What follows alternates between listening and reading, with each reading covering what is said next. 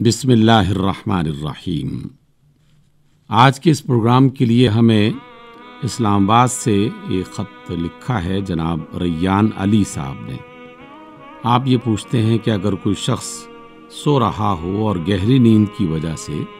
اس کی نماز قضا ہو جائے تو اسے کیا کرنا چاہیے؟ ریان علی، پہلے تو میں اس بات پر آپ کو بشارت بھی دیتا ہوں اور اللہ تعالیٰ سے آپ کے لیے دعا بھی کرتا ہوں کہ آج کے دور میں اگر کسی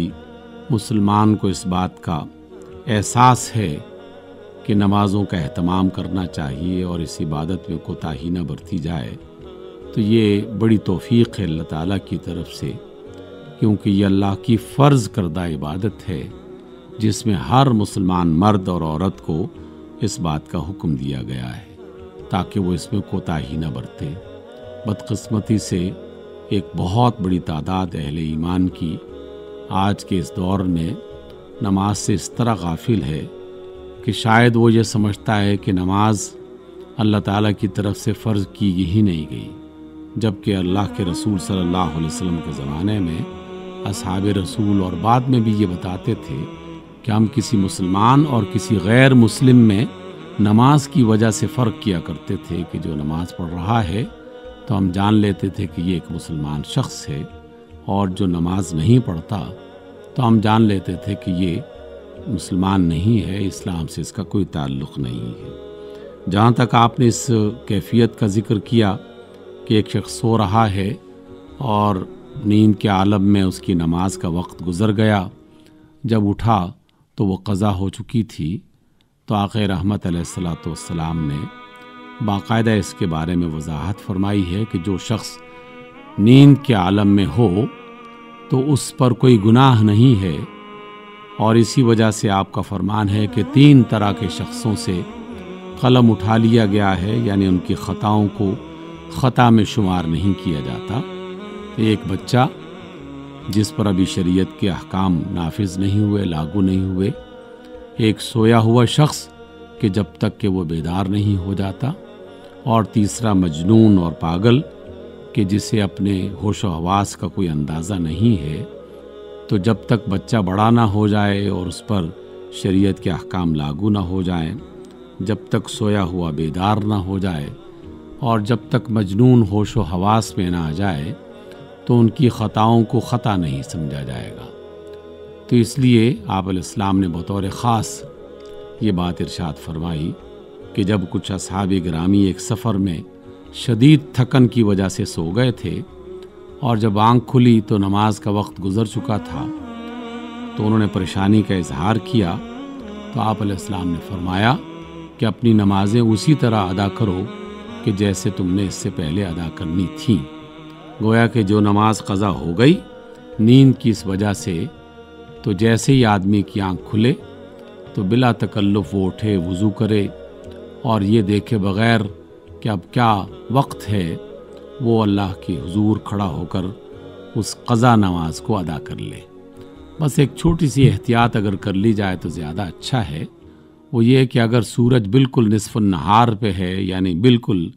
عین دوپہر ہے اور وہ سر پہ اس کا سورج ہے، تو سورج کو ذرا سا ڈھلنے دیا جائے،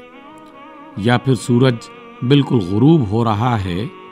تو سورج کو پورے طریقے سے غروب ہونے دیا جائے، یا سورج بالکل طلوع ہو رہا ہے تو اسے پورے طریقے سے طلوع ہونے دیا جائے۔ یہ چند منٹ کا وقفہ ہوتا ہے 3 اوقات میں، طلوع آفتاب کے وقت، اور جب آفتاب یعنی سورج بالکل دن کے درمیان میں پہنچ جاتا ہے، اور جب سورج غروب ہونے کے قریب ہو جاتا ہے، تو اس میں 10-15 منٹ کا وقفہ کر کے انسان اپنی قضا نماز ادا کر سکتا ہے۔ یہ دوسرا خط آج ہی کے پروگرام میں احمد علی صاحب نے راولپنڈی سے لکھا ہے، اور اس کا تعلق بھی نمازوں سے ہی ہے۔ آپ پوچھتے ہیں کہ اگر کوئی شخص سفر پہ جا رہا ہو اور اسے اس بات کا اندیشہ ہو کہ اگر ابھی نماز نہ پڑھی تو راستے میں کوئی ایسا موقع نہیں ملے گا کہ میں اپنی نماز ادا کر سکوں، تو کیا وہ 2 نمازوں کو جمع کر سکتا ہے؟ جناب احمد علی صاحب، بالکل رسول اللہ صلی اللہ علیہ وسلم کی صحیح روایات سے یہ بات پتہ چلتی ہے کہ اگر کوئی شخص اس کیفیت میں ہو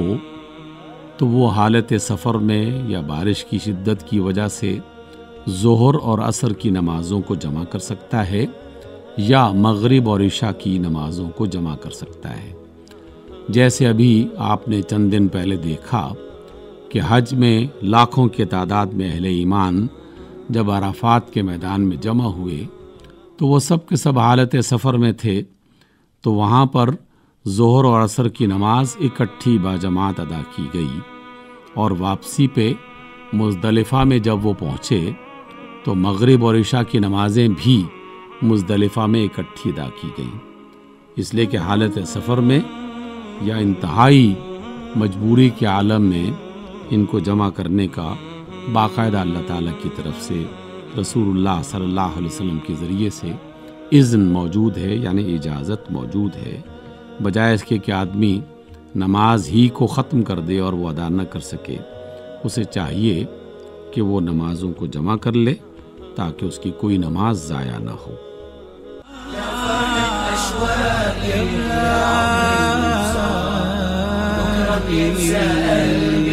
كل أيام الصعب